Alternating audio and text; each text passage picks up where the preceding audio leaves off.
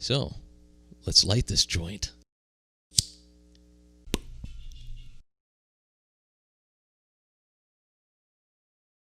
And we're on the record, a music podcast discussing all things music and music related just because we fucking love music. And we're here for you folks who also just love fucking music. And who is that we? But it is me, Jesse, and also my good friend, Mr. Ben Ringhoffer Jr. the Third, Esquire the Fourth. You forgot Mr. No, we already discussed that. That only goes to the eldest here, son. That's true. Yes, that goes to the eldest. I got a few years to catch up to you still. I know. It's like what Paul McCartney or George Harrison used to say to Paul McCartney because they were 9 months apart, and it was a Beatles anthology piece where George Harrison goes, you know, he was always 9 months apart ahead of me in school and age, and then he goes, and he still is to this day. It's weird how that works. It just, you can never quite catch up. No matter how many days go by, I just never quite can reach you. You always stay one day ahead of me. I know, it's kind of creepy that way. I'm just like, it's like we're on the same pace almost, you know. Right, we just maintain that however many year gap there is. Yeah, and whatever happened to evolution? I thought we could like age faster or something. Can't that happen? I'm working on it. I tell you that's what's going on in the basement of my apartment building. I thought that was just the meth lab. Well, it's multi-purpose. There's a lot going on down there. It's like the World Trade Market and down here. We got everything. Mm-hmm. So, how is your life today? You are nicely dressed up. We're in a holiday season now, aren't we? Yeah, I've got my Thanksgiving robe on since we're doing our Thanksgiving special episode. It's not really a Thanksgiving robe. It's kind of an anytime robe, but I figured for Thanksgiving episode, being all comfy, cozy, it's kind of dreary outside today in Chicago, so I figured I would, get comfy and put on my nice robe since we're doing a little Thanksgiving episode. Yeah, very cozy. I even got my one of my heaviest sweaters on. This is as close as I get to a Christmas sweater. Although there was a cool little Beatles one I saw on when you're scrolling up and down on Facebook, they got those little crappy ads that pop up.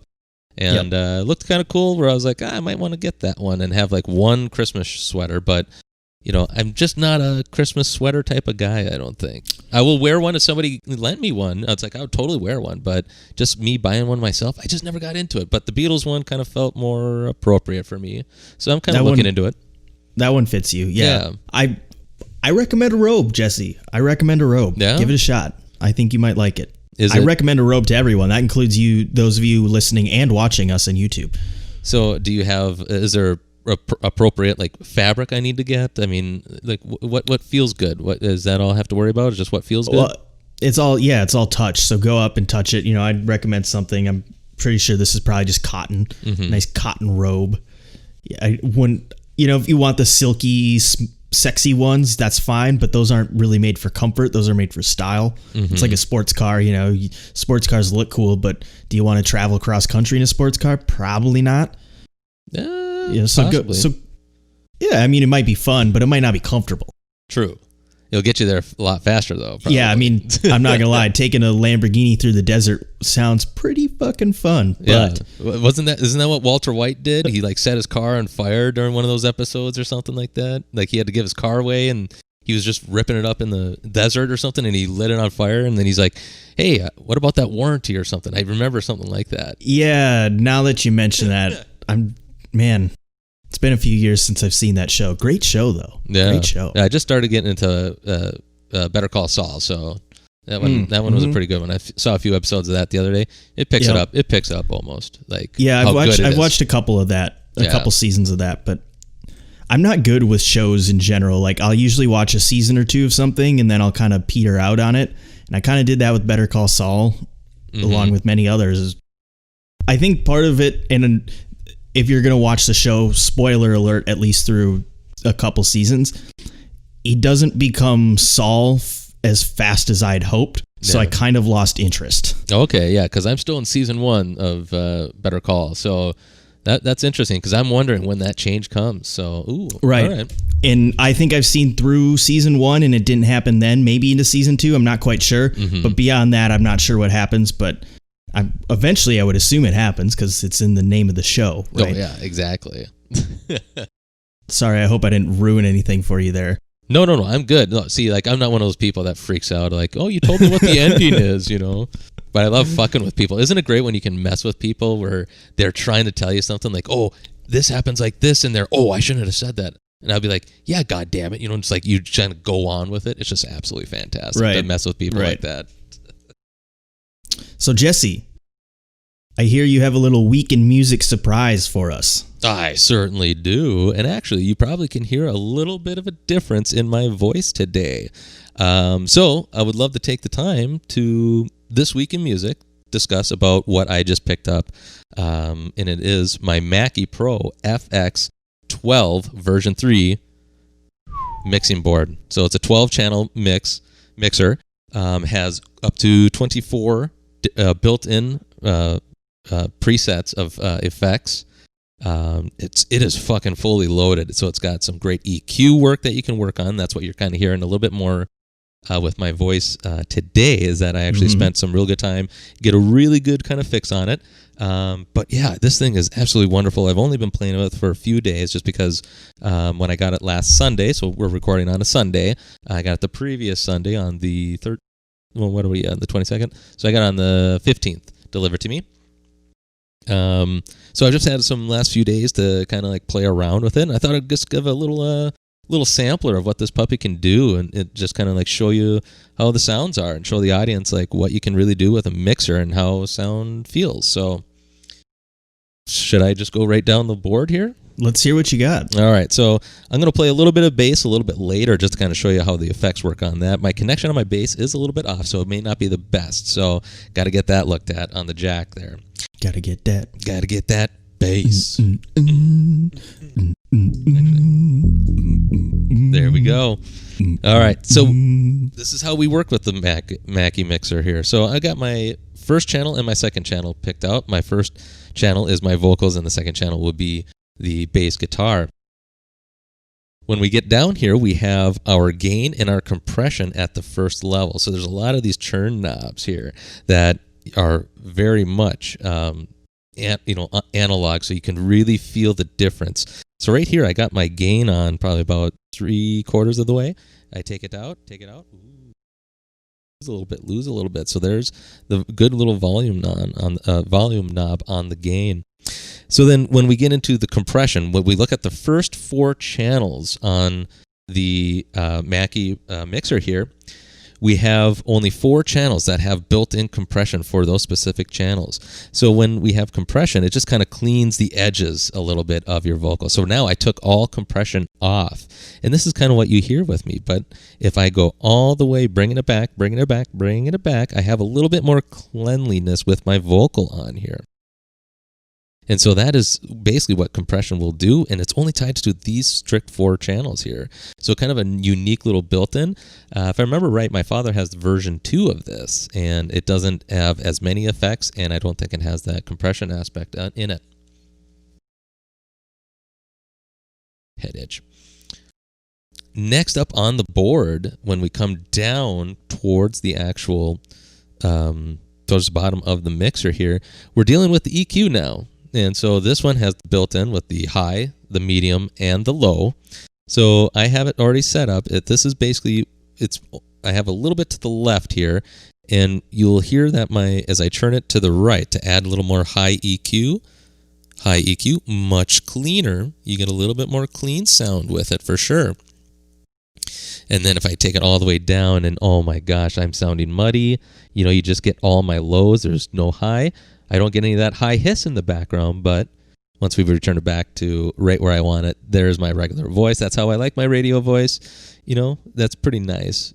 Pretty clean, not too bad. Then once we do, same thing with the mid. The mid, I'm raising it all the way. Get that all the way. Ooh, very bright. Nice little mid-tone sound there. Much more brighter in sound, cleaner in sound. Then it gets real muddy. Now it's all muddy, and it just doesn't sound so good.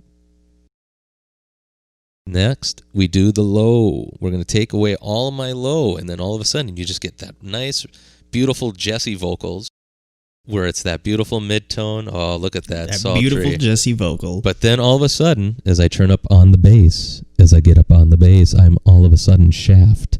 I'm Isaac Hayes. I'm Chef from South Park. Shut your Shut your mouth. Ooh, baby. Ooh, that one just popped on the headphones there. Sorry. So that's the beauty of the EQ. So you can really try to work and you can balance out your highs, your mids, and your lows with that, and basically kind of find the right flow. And so basically what we have on my board right here is kind of what you're hearing right now is me having worked with this for probably about 20, 30 minutes just to kind of get like the right balance of how I like to hear my voice. So that's what you can work with. Next up, underneath the EQ, we get into the auxiliary sound. So that's sending the signal towards the monitor. And then we get into the fun part. We got the effects part, which we'll get to in just a minute here. But we have a knob here that's right underneath the auxiliary that will actually help turn up the effects volume and kind of make it so it is the depth of the effect. So not necessarily the volume of that. That's what the fader down here over on the right is. So then we get into the panning, where you have a pan to the left and you can pan to the right, obviously. And that's when you have your stereo mix kind of popping on out. And then, of course, down here we got our regular faders. So we got 1, 2, 3, 4, 5, 6, 7, 8 faders for your 12 channels, 12 different channels. We have a effects channel. We got our subs 1 and 2, so that's the monitor out. And then we also have our main one, so that controls all the volume that will go in and out. So one of the more fun parts, and then there's some other things. There's a lot of outs out here. So there's a main out. Your line in on 11 and 12 channel is actually there's a USB out, and then there's also a line in. So you can actually plug stuff in from your computer. You can also plug something from your phone. So you could be playing something from your phone onto here. So let's get to the fun part, and this is the effects part. So we got 24 preset effects in on the Mackie Pro. There are 24, and they all include like the bright rooms. You got a lot of reverb. You got some good delay. There's some really fun ones on here too, including a ping pong delay. We got some really good distortion one here. I'm gonna play for you here, and then a wonderful slapback reverb that I really love how it sounds on the bass so far. So we'll kind of play a little bit with my vocals here. And so this first one is we got the FX all the way down on my vocals, and then we slowly bring it on up. And so the first one is a bright room, so it's super echoey. It's going deep and deep, like one of those caverns, like one of those like little holes that you fall into, and you're at the journey at the center of the earth. Yep, just one of those beautiful pieces right there. So to show just how different the next one is, it's called Warm Lounge. So kind of a warm lounge. Not supposed to be that heavy echo, but it's actually supposed to be not as deep as the bright room, because the bright room was meant to show a lot deeper. So this one, it just kind of, you can have a really good vocal still, and it's just really heavy reverb in there. Just nice room action on that one.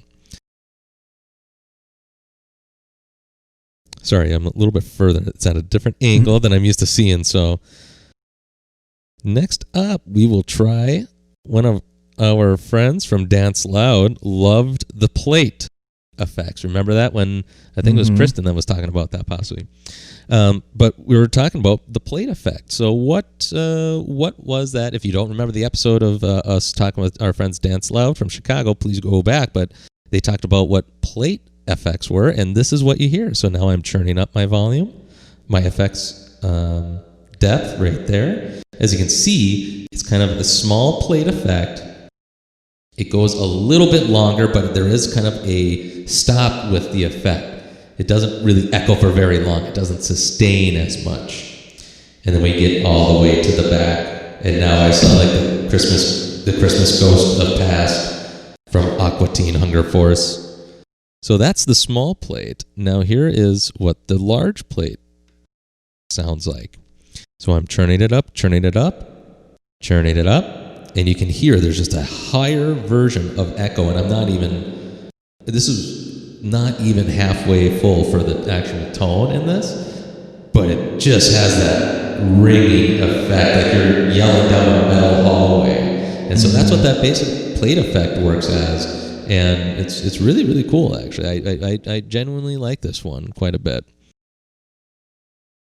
One of my favorite ones on here, though, is number 18. Oops, 19. So there's number 18, the ping pong delay effect. So this one is really cool. Yep. So all of a sudden I hear my going bing back forth. Benjamin. Benji. And then you turn up the tone. How high are you? Yeah. Feel like you're gone. This would be more of a mushroom trip or a possible LSD trip when you hear that. But it's really cool just how ping pongs back and forth, just as it describes, and it's like, ooh, the delay effect in there too just kind of makes it really nice, because when I would say it would go, when I say it. Just so fun to kind of like play around with that. It's actually really cool. So I'll pick up my bass, and I'll have this on. Get it all around.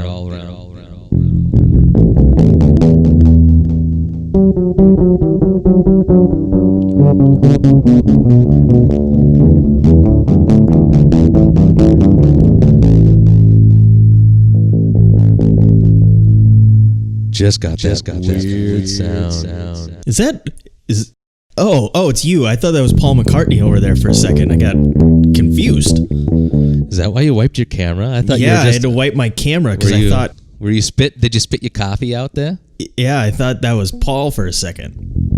You know what's funny about that with this violin bass? Actually, that you're talking about that is my uncle. It was the same color as McCartney's, but then my uncle turned it white off of when he was doing acid one night. So he decided, I'm just gonna paint it white, and it's like, you just don't do that. Unless you're on acid. Yeah, no shit. So that's the ping pong effect, and that's a really fun one to actually play with on bass. But then here we go. Here's a fun one right here. This one. All of a sudden, you look at me, just Jesse, normal Jesse with a Cosmo Kramer in the background, just regular everyday Joe. And then, all of a sudden, I am Iron Man.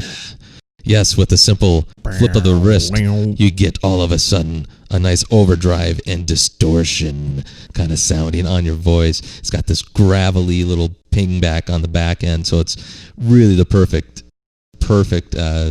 distortion on here. This is just absolutely heavy. Our friends from like Rival Sons would love this. I think some tempos would love it. And then when you hear it on the bass,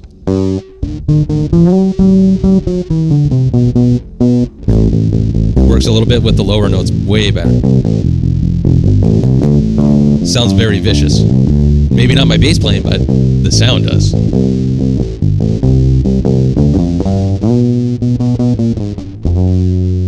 So a nice distortion on this one. This one's like one of the better ones. Rip-roaring, sounds saucy, sounds ripping, sounds great.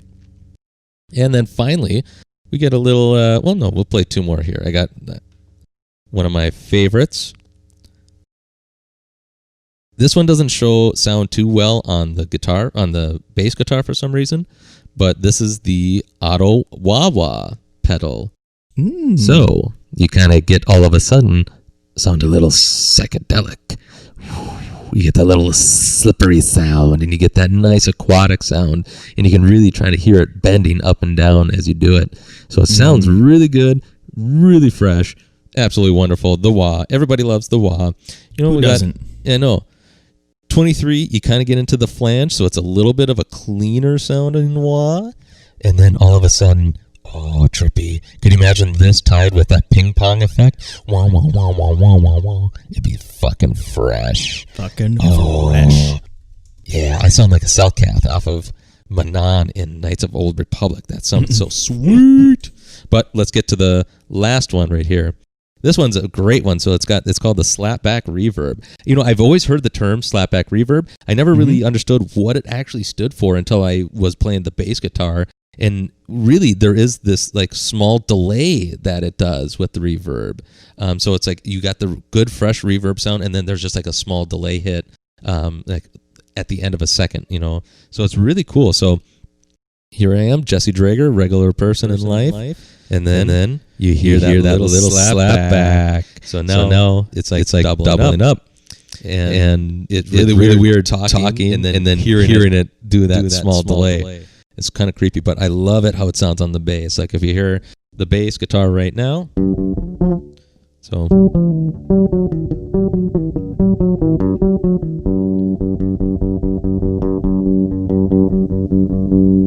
now you got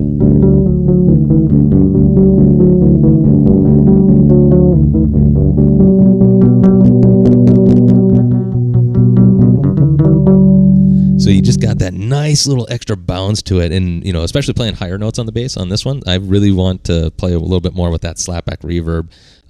It really has a cool effect that I've never really used before. So in general, these 24 settings of the effects are really extra ballsy on this thing. This is truly a Boss like little mixer.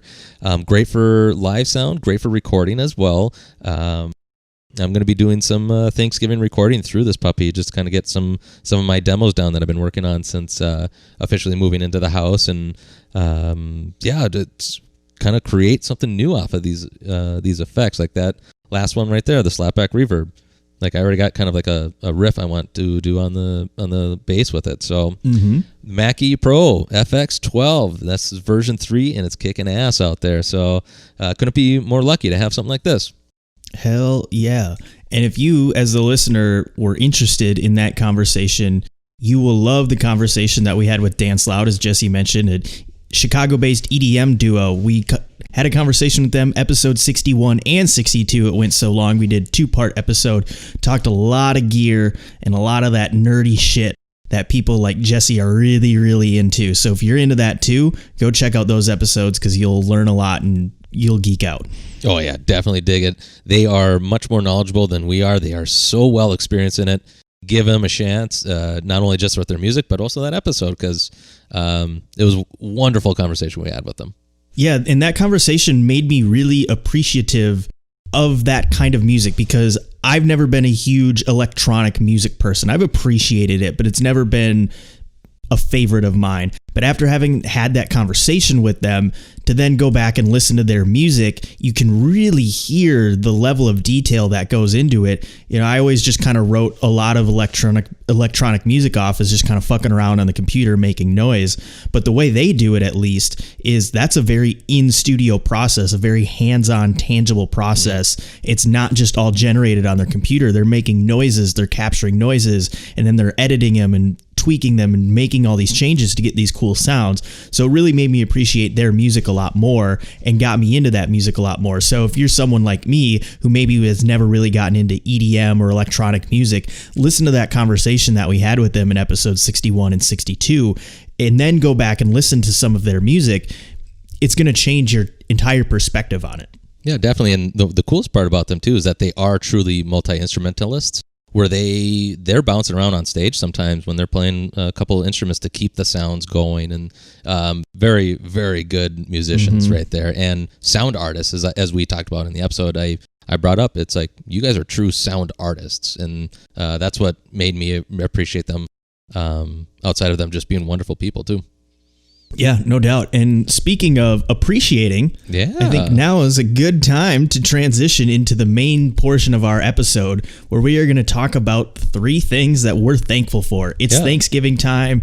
It's been a weird fucking year, but we can still find things to be thankful for and grateful for. So that's what we're going to do now, is we're going to each run through 3 things that we are thankful for this year in the world of music. Well, I got a 4th thankful one. I just love your hairstyle right there. There you go. I was seeing you fiddling with that, and I'm just kind of like, oh, he knows he wants to fix that. He wants to fix that so bad. I got it. We're good. Yeah, so rock and roll. I agree with you, Ben. We've had a 2020 as a year that I think we all can just be baffled at. And, I don't typically look at years like that where it's like, oh, well, 2020 ends, everything's going to be fine. Well, no, it's, it's ain't happening. It's like there's a meme out there that my friend sent out where it's, oh, I'm glad 2020 is coming to end. And then the next one was the daughter going, well, what if 2021 says hold my beer? And then it's, The Rock going, holy shit, you just blew my mind. And I kind of hope it is. I'm a bit of an anarchist in that sense, in a comedy sense, where I would love for 2020 just to look at 2021 to look at 2020 and going like, yeah, I got something more up my sleeve. it would just be hilarious in my book. But in reality, I think we all want some sort of normalcy to come back. But I tell you what, I still found some silver linings this year in 2020, and hopefully you did too, Ben. I did, and I'll kick us off. So I'm going to start with my number one thing that I'm thankful for. No particular order. This is just my first one, and this is actually something I was thankful for last year, so it's a little bit of a cop-out, but it still holds up. And for me, I'm thankful for that we got another year of Paul McCartney and Bob Dylan and some of the greats still alive, still kicking, especially in a year of a pandemic when it has taken some people and some notable people as well, including musicians. And I'm going to run through some names in a second here. But those two names in particular, among many other names, those are some of the musicians that I really look up to. And that when they pass, which eventually will happen, because as far as I know, no one's figured out mortality yet, those are going to sting. Those are going to sting a little bit. And I get another year with them, or have got another year so far. It's not quite over yet, but I'm thankful for that and grateful for that because they're still putting out good music. Both of them put out albums this year, I believe. Yeah. I don't know. Yeah, they did both put out albums. I think McCartney 3 just came out last week, I think, or 2 weeks ago. Yeah. Yep. And then Bob Dylan came out with that one in June or July that had the 20-minute song on there, the 20-minute epic. And so we're still getting music from them. It's still great. They're not that old. They're only 78 and 79 years old. Paul being 78, Bob being 79. So they're not even 80 yet. So but around 80, things can change fast, and they might live another 15 years and have good health. And they both, from what I can tell, are in good health. They're both mentally in good health and physically in good health, for their age. So seemingly they should be healthy for a while, but you never know. Things change. And so I'm grateful that those musicians are still around, but I will mention some names of people that we did lose, not to make light of any other deaths, but so starting in January, at least for me, we lost Neil Peart of Rush, the drummer. He had long been battling with brain cancer, unbeknownst to most people. They kind of kept it quiet. He's always been a pretty private person, so it's not a huge shock that they didn't really announce this. And so we lost him in January, and that one kind of stung a little bit. That was surprising. Kenny Rogers passed away of natural causes in March. We lost Bill Withers from heart disease also in March. Then we lost Adam Schlesinger of Fountains of Wayne. That was due to COVID, and he was pretty young. He was only in his 50s, and that was in April. We also lost John Prine, complications of COVID, also in April. Little Richard died in May of bone cancer. We also lost Peter Green in July. Yeah, that's my boy. And then, of course, most recently and probably most notable, Eddie Van Halen died of throat cancer just recently in October, just a few weeks ago. So we did lose some big names and some pretty important people, but I'm still grateful for the ones that are still around and still kicking. Yeah, definitely. Peter Green's the big heartbreak for me, even though he was always in kind of bad mental health afterwards, was always kind of just trying to be private. He definitely felt the effects of the acid trip that he had back in, I can't remember where in Germany they were at, but definitely a very sad thing to see. I've always wanted to just travel to London just to see him perform if he ever announced the show. I would have done that, but he rarely played out as much as he did in his early days. So definitely sad to see Peter Green to go. But I do want to ask you a question. So which Paul McCartney are you most happy that is still alive? Because there is one that died before, and then I guess I'm just happy that there is a Paul McCartney still alive. Yeah. I don't really whether it's the dead Paul or the alive Paul, it doesn't really matter as long as there's one. As long as there's one, yeah, because even the I'll new just close Paul, my eyes and pretend. Yeah, even the new Paul came out with some really good music in the 70s. Right. So surprisingly, the new Paul is surprisingly good. Compared to the old Paul, pretty similar. So whoever is playing new Paul is doing a fucking good job. Oh yeah, the simulation worked out just perfectly, and I can say we're both very thankful for that. Yep. Until he worked with Michael Jackson and got his music stolen, but that's a whole different story, That's going to happen over a long, long career. I know. All right, Ben, should I hop on to my first one? Yeah, what are you thankful for this year, Jesse? So I'm going to start off with the sentimental one, kind of get the wishy-washy, all the feelings out, Okay. And I'm very thankful for my left hand. Or excuse me. No, I meant for my right hand. My right hand team is basically what I'm talking about. I'm thankful. How about both hands? Exactly.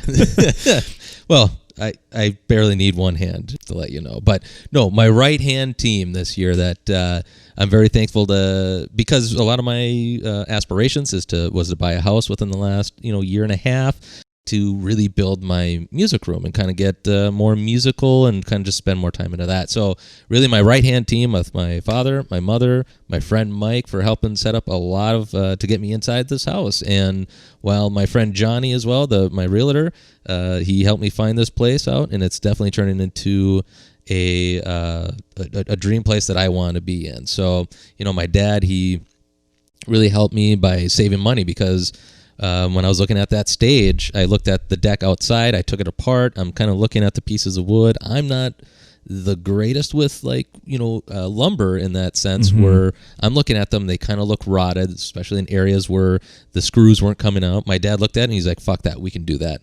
And with my dad's help and confidence that we could reuse these boards, I've got a beautiful stage downstairs, and it's absolutely wonderful. So, I'm very thankful for my dad to have, that knowledge and to make my dream come true, to have that stage.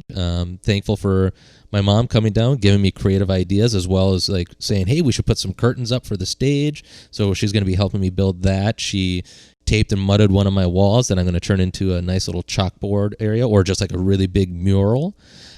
So like a lot of great creative ideas from both my parents, and seeing results in that. And then of course my friend Mike for getting me into this house, running some electrical, making sure we've got things that are tight. So we got new lines and stuff. So the electrical from, my house being in 1920, we've got some great electrical running through the house, and it's going to be very helpful and beneficial for that creation around the stage. So once again, sentimental value. Other than my left hand, my right hand team, definitely for getting me up and rolling and making my dream of my stage and my music room and the recording area fucking a dream come true. So definitely thankful for that in this year of 2020. Fuck yeah, Drag Racer Studios. Woo! Up and we're rocking running. it out, baby. Go. Yep, we're getting it. And the vocal room's going to be happening by a couple weeks here, hopefully. It's sexy. Yep. Can't wait. I know. All right, Benji. What else are we thankful for? So this one kind of came out of left field or right field, as we talked about. Yeah, I know. Yeah, we still got to figure that one out. I totally forgot about why that. is it? Yeah. Why do things come out of left field when that's kind of the obvious field for something to come out of? Yeah, that's where some of the best players play too. Right. Anyway, this one kind of surprised me, but as I was thinking about things, and this is almost a preemptive or looking forward, maybe getting a little ahead of myself, but I'm thankful right now for Dolly fucking Parton, because, and here's why, we haven't talked a lot about her on the show. No, probably the only time I would have mentioned her was when I did the Office Space soundtrack. I would have probably mentioned 9 to 5. Yeah, probably, exactly. So we haven't talked about her a lot. Wow. But Dolly Parton, in the springtime sometime, donated $1 million to Vanderbilt Medical Center for COVID research.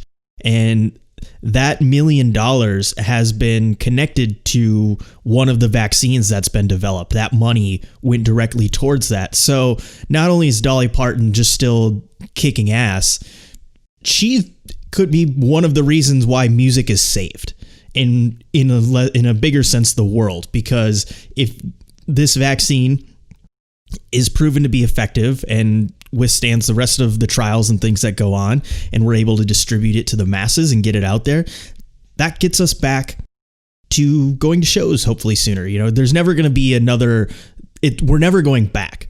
I think we have to get rid of this idea that we're going to go back to the way things were. I think we have to understand that we got to move forward, and things are going to be different, but we can get some semblance of what we were used to. And for me, that's just being able to go to a music venue, shoulder to shoulder, butt to butt, dick to butt, whatever, and watch a concert. Because that's what I love to do. And she might be one of the many reasons. Obviously, there's thousands and thousands of people that are working hard to get us through this pandemic, including everyone who's just laying low and making sure they're not transmitting the virus to people who might die. So that's worth noting too. But Dolly Parton might be the savior of music. And that's something I'm thankful for right now. And not only is she doing that, but she's actually just a pretty kick-ass person. She's not someone I know a lot about, but from what I do know, like, she's still doing a lot of great things. She's massively supportive of the younger generation of musicians and people. She's a mentor to Miley Cyrus. She's constantly promoting and pushing new music. She's not the old curmudgeon who's saying, the kids these days just don't get it. The music sucks. They don't, blah, blah, blah. Yeah, wagging their finger. No, she understands that this is how it goes. And she's encouraging it and pushing it and moving things along.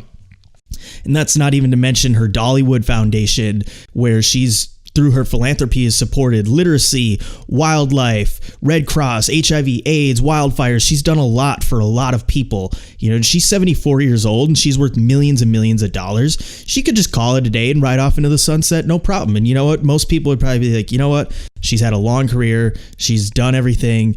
She deserves to just coast out and enjoy her remaining years, however many there might be, in whatever way she wants. But she's still involved. She's still pushing forward. She's still involved in the community. She's still involved trying to push people and bring about music. And, you know, hopefully she might be one of the reasons why we get back to some live music. So I am very thankful for her and thankful for what she's done. Oh, definitely. That's a great kind of a call out for her, because, you know, that's somebody putting their money where the mouth is. And she's like, nope, we got to get this way. So kudos to her. And, you know, one thing that I really enjoy, other than Dolly Parton as a solo artist, was her work with Linda Ronstadt and Emmylou Harris. They sang as a trio in the late 80s, maybe mid 80s. And absolutely wonderful work that those three did.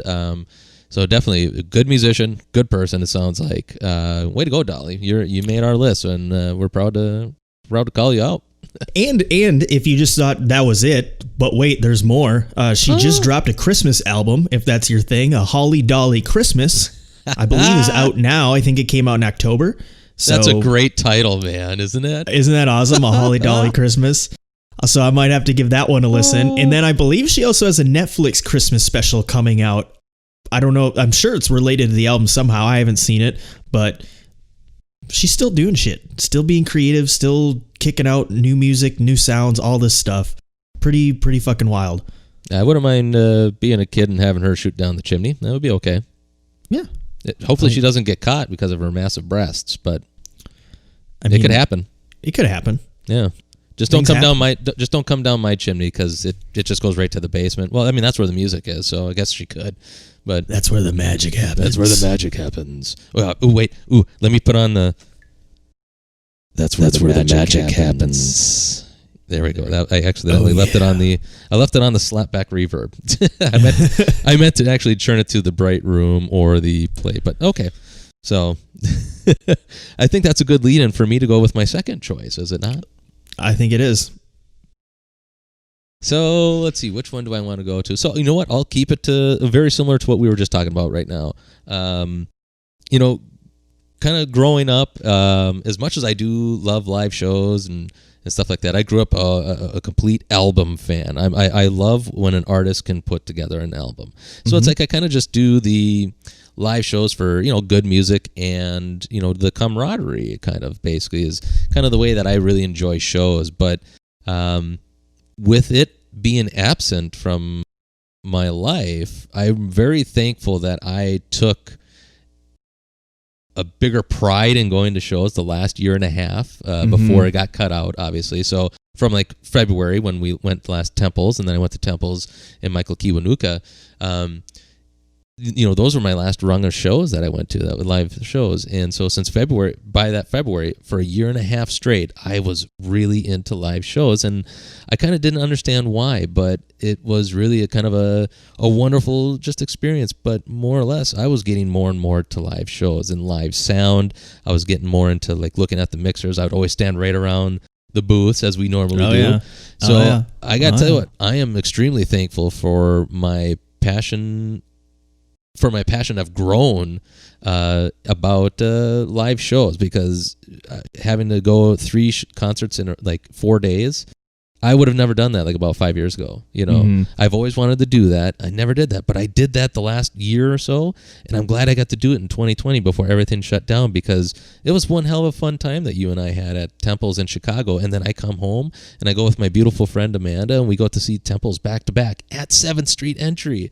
It's like, that's unbelievable. Like, I've always wanted to see like all the good acts play at 7th Street. That's my favorite venue probably in the Twin Cities and anywhere I've been, just because of the comfort of it and the closeness of everything. And I was that close to the Temples without having to really push and pull my way in a bigger stadium or a bigger arena. Right.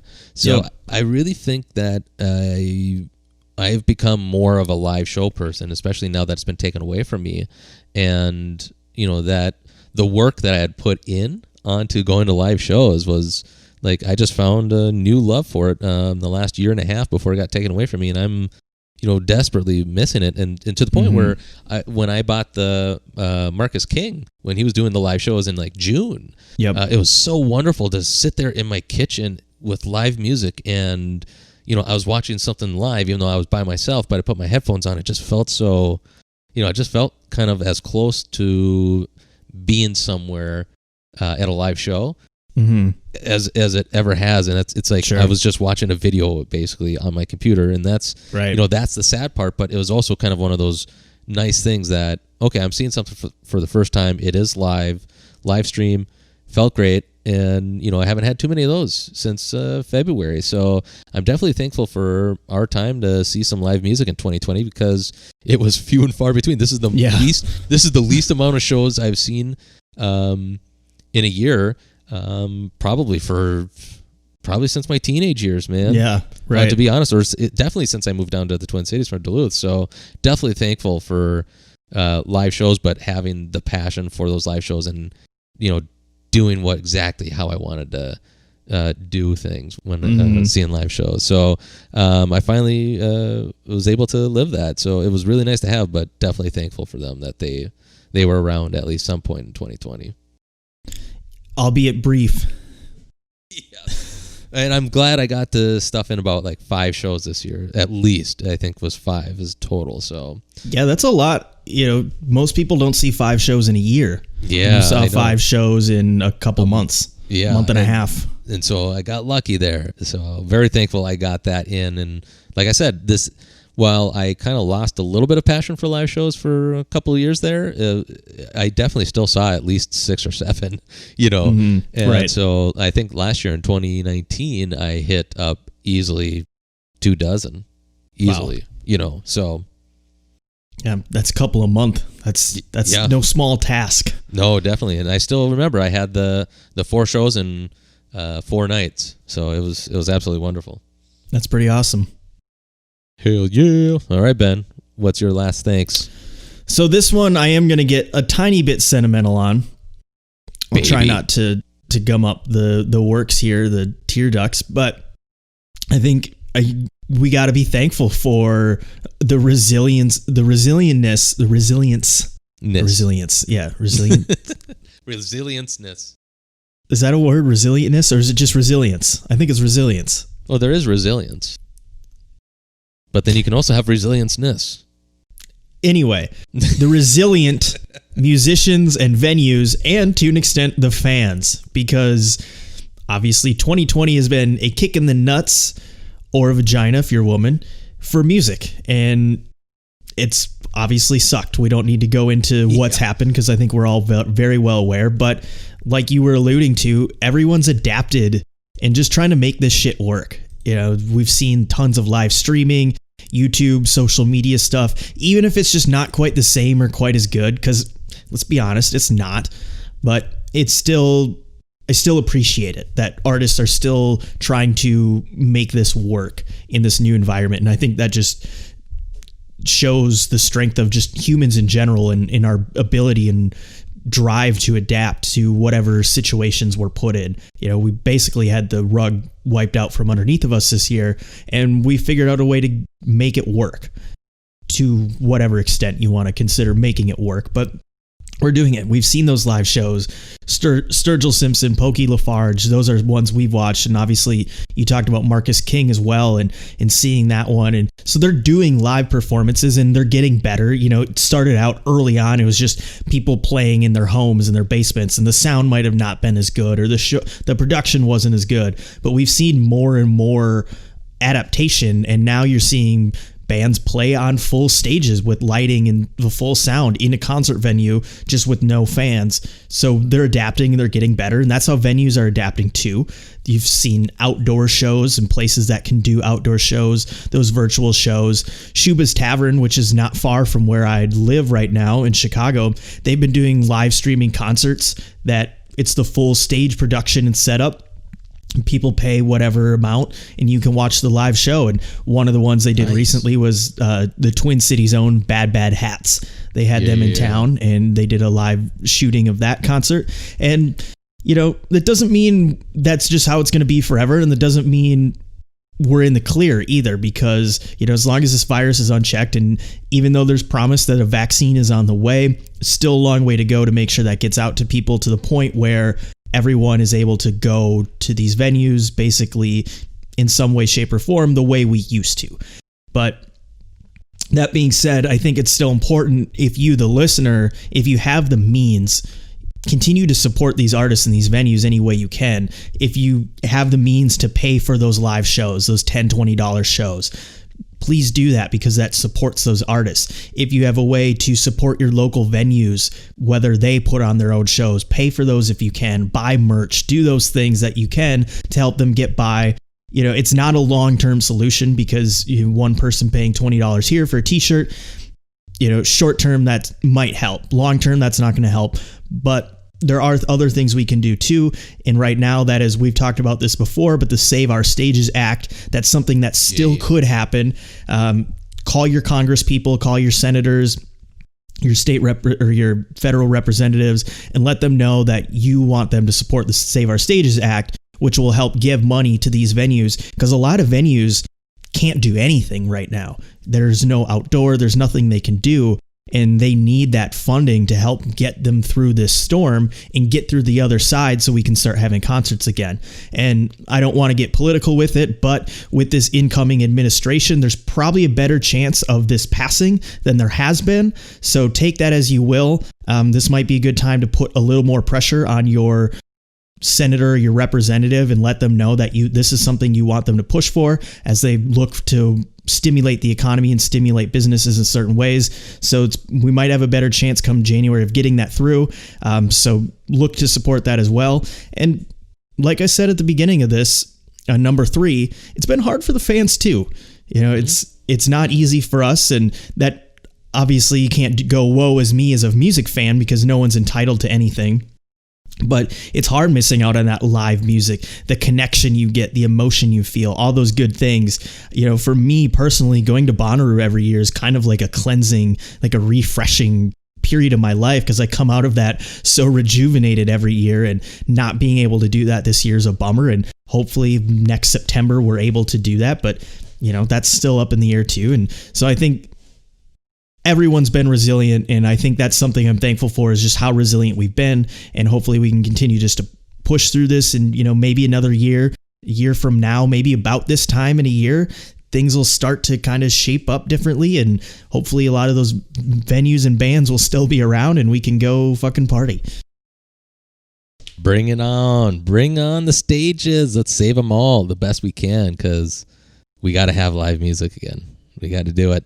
And, these venues, some of them are going to be like dropping down, and we're going to be losing them. So definitely everybody is doing their best, and a lot of these places are doing their best to put something on. So yeah, very good one. I like that one, Ben. Yeah, that was me getting sentimental for a little bit. I try to keep it a little lighter, but sometimes it just hits you, I know. I wet my pants a little bit on that one too. Everything teared out. I tend to do that to people. That's not a regular leak there, pal. All right. Well, I will finish out the show then with mine. Not as sentimental, but bit of a jokey one. I was trying to think of something unique to kind of be thankful for, and the one thing I kind of kept coming back to was I'm thankful for Sweetwater, to be honest with you. Sweetwater.com. I'm just being serious, and it's not a plug. It's just literally the aspect that I think you better call them and tell them. Well, I do. I tell Chris Nunnally is one of the guys that I worked with there. He's always good. He's always checking up on it. But that's the thing. You need to tell Chris we do a podcast and that they should sponsor us. I know. Well, I feel like it's almost. Hopefully, I get new headphone set. That'd be sweet. But no, here's the thing: is that one of the cool things is that they start off kind of like in a world. I should say it like this. This is how I thought of it. In a world where now all of our small businesses are cut down, and all the money's going to Amazon. It's all money's going to Target. All the money's going. Living in Minneapolis, we kind of got the nice little mom and pop shops. The Twin Town Guitars. Twin Town Guitars. Yep, very Minneapolis. Good. Very good. 34th and Lindale, I believe. Yep. And great little store. Go there. Encore Music, which is on 24th and Lindale. Very good little spot. What's the guitar shop? Willie's Guitar out in St. Paul. So we got some nice little local places, but sometimes they're limited. You got to do it by appointment. So you're not going to always have everything that you want there. Mm-hmm. So whenever I can't support them, I look to, what else am I going to? Well, Guitar Center is all over. And, I'm not the hugest Guitar Center fan, to be honest with you. They got some good shit, don't get me wrong. But I'm not the biggest Guitar Center fan. So then you look at what else can you do? Well, you got Musician's Friend. You've got, Guitar Center Online. What's another big one that's online? I mean, there's so many other ones that you kind of go with. Sweetwater, I think, has some of the best customer service that always, if you have to send something back, boom, they're on it. They're always asking you how things are doing. They really have great deals so that if you get their Sweetwater credit card, you end up 48 months free, 0% financing. So it's just sweet. So you end up for this Mackie paying instead of $350 right out of pocket, you get, $7 a month for 48 months. And then you're like, whoa, it takes, costs $25 to rent one, and it's well, you could own one for $7 a month. So it's great deals. They always have everything in stock. So they're great. So why would I be very thankful? Well, there's no live music. I have a dream of building my own studio. So this year I've been kind of just slowly adding up because I'm not spending money on going out to eat as much. I'm not spending as much money going out to shows. So, being able to throw that money that I would be spending out to there, like I said, 24 shows last year, this year, 5, I'm not spending that much money. So in Bonnaroo, that saved me a lot of money to spend on it. But, I got my guitar pedals picked up, got new headphones. I got my electric drum kit. That was my quarantine thing. My mixers now, I got a new Shoreline microphone right here and a mic stand that goes with it. So Sweetwater has been saving my life here with some really good low price efforts, and this is absolutely fantastic. So Sweetwater, you've been I'm so gracious to have a nice family-owned business, kind of like them, out of Indiana. Are they paying you under the table? No, I don't know, but I'm kind of hoping to get something out of this here. It's come on, but no, seriously, they really are a fantastic business that I never really put an effort in other than getting a coupon for my dad. I've never really shopped with these people, but I'm lucky enough to even kind of dive into them, and so they've been my new favorite retail, especially being a smaller business. They kind of start off like a JCPenney catalog kind of a thing in 1970s, right that period. So it's kind of one of those cool throwback companies, I feel like, and they're nice. Just they ship everything out of Indiana. Everything's just based in there. So helping the heartland of America a little bit, and keeping it off of Guitar Center, Musician Friends, all those bigger, well-known outlets. Sweetwater is the tops in Jesse's book. Oh my God! I can't wait to talk to Chris. Not only be like, "Hey, I just mentioned you on my podcast." How much of a sponsored post that sounds like? I know. I don't think we'll be able to release that one on YouTube, will we? I mean, it's the only thing is we're not getting paid for it. I know, it's free publicity. We can do what we want. Yeah, so we don't have a coupon code like OTRM, code for Sweetwater. Yeah. We don't have anything like that. So enter OTRM 20 for 20% off. Gosh. Yeah, and every 20% you guys get off, we get 20% off. So that'd be sweet. I wonder how like those promotional deals, it's just like that's basically how you would negotiate. It's like, okay, Yeah. We will work on it. But literally, so after all that, that's my gravy. My gravy is Sweetwater. That's your gravy on your mashed potatoes. Oh yeah. All right. Quick fuck, marry, kill. Cornbread, cranberries, green beans. Thanksgiving. Thanksgiving isn't part of that. You know the game Fuck, Marry, Kill? No. Oh man. So what is this? Okay, yeah, go ahead. So you got to pick one to fuck, one to marry, and one to kill. Okay. And I'm going like the green bean casserole. Yep. Cranberries. Yep. Cornbread. Kill the cranberries. I will marry the green bean casserole, and I would. Can it be a hate fuck, or just a regular fuck? It's the cornbread. It's fuck, marry, kill. Okay, so I'm just gonna kill or fuck the cornbread. Okay. Yeah. What about you? I would fuck the cranberries. Actually, I don't mind. I kind of like the cranberries. I'm going to marry the green bean casserole, and cornbread can fuck the fuck off. Cornbread is fucking trash. I don't know why people like cornbread. It fucking sucks. Especially the sweet cornbread when it's like got that glaze of sugar on top. Fuck that shit. Get out of here. The only one that I like, the only cornbread I like is a jalapeno cheddar cornbread that I've tried at a Southern, because it was a nice, good traditional Southern cooking. That is the only cornbread I like. So that's why I said, can I hate fuck it? Sure. Because I really don't like cornbread either. And that's why I'm like, well, cranberries, hit or miss for me as well. I like cranberries because everything's so savory, right? For Thanksgiving meal, it's all savory. Cranberries adds that sweetness to it. So if you mix the cranberries in with like your turkey or your mashed potatoes, just put a little bit on top of that. Adds that nice little flavor profile to it. Yeah. That's why cranberries can fuck around. I'll keep that. All right. That's not a bad argument. I'll still keep mine the same way, but definitely if I'm looking at anything, I would marry stuffing, but only the next day because I love it on a sandwich, a turkey sandwich with a little bit of mayo, and you got the stuffing on there as well. Really good. Yeah, I love doing the leftover sandwich. You little turkey, little mashed potatoes, little stuffing, put it all in one sandwich. I've actually made the last couple of years wontons. So get like wonton wrappings and then take a little bit of that stuff and then put it in the wonton, and then you can bake it or fry it or heat it up however you want. But those are actually really good too. Genius. Fun little way genius. to mix it all up there. That's why we're partners, brother. I love your mind when it works like that, because that is probably going to be. I wasn't even going to do like a traditional Thanksgiving dinner this year. Now it's just like, well, I'll just get some turkey. I'll just do the stuffing and the potatoes, and then I'm going to try that, and then make a dipping with the gravy with the wontons. Yeah. Yep. Yeah, you could dip it in gravy. You could dip it in cranberries. You could do whatever you want. But damn, it's good. Damn, dude, that's hot. All right, well, I think the needle is flipping because we're about to do some cooking with some Thanksgiving meals here, baby. Hell yeah. So folks, we had a wonderful time this week in our three things. So hopefully you're all thankful, and we are thankful most in general for having you people around and hitting us up on those social websites, right, Ben? That's right. You can find us on Facebook and Instagram at On The Record Music.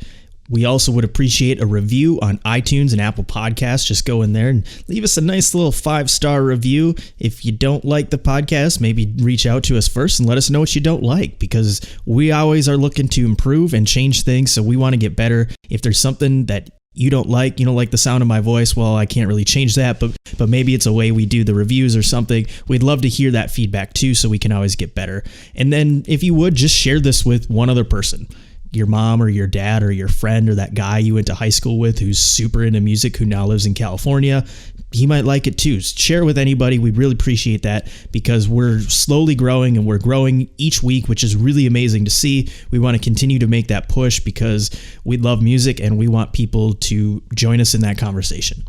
Yeah, definitely bring the noise. And you know what? If you want my voice to change, it's changing right here with the doubler. This is number 13, the doubler. give us a nice little peace with the new doubler. Let's get the doubler on. All right, folks. So we will see you soon. And next week, Ben, take out. Bye. Peace.